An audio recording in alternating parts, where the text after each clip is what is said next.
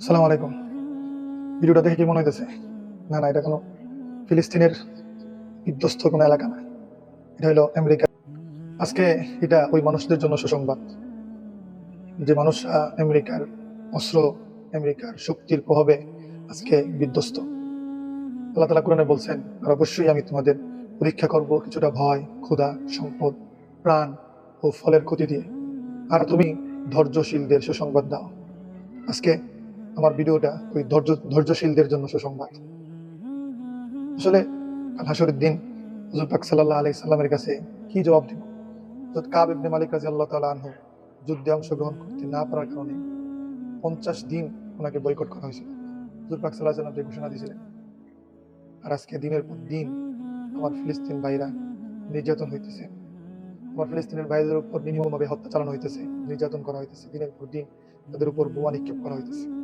আর এর সবচেয়ে বড় মদদ হলো আমেরিকা। আমেরিকার সবচেয়ে বড় সহযোগিতা। অথচ কারো কোনো মাথা ব্যথা নাই। আরব শায়েখদের কোনো মাথা ব্যথা নাই, কোনো কিছু বলার নেই। অথচ সামান্য একটা অগ্নিকাণ্ড নিয়ে তাদের এত মাথা ব্যথা। প্রত্যেকটা নিউজের হেডলাইন। আফসোস হয়, ভয় হয় কাল হাসরের দিন হুজুর পাক সাল্লাল্লাহু আলাইহি সাল্লামের সামনে কি নিয়ে দাঁড়াবো, কি বলবো যখন বলবে যে ফিলিস্তিনে তোমার ভাইদেরকে হত্যা করা হইতেছিল, ছোট ছোট বাচ্চাদেরকে হত্যা করা হইতেছিল নির্মমভাবে। তখন কোথায় ছিল, কোথায় ছিলে তুমি, কোথায় ছিল তোমার দরদ? যেখানে হুজুর পাক সাল্লাল্লাহু আলাইহি সাল্লামের হাদিস, যে ব্যক্তি দুনিয়ার মানুষের প্রতি দয়া প্রদর্শন করে আল্লাহ তাআলা কিয়ামতের দিন তার প্রতি দয়া করবেন।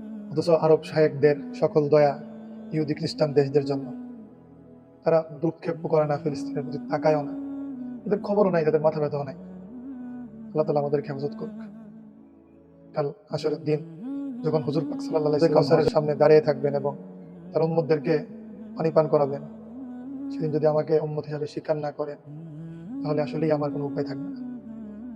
আল্লাহ তাআলা আমাদেরকে ক্ষমা করুক, আমাদের সবাইকে বোঝার তৌফিক দান করুক।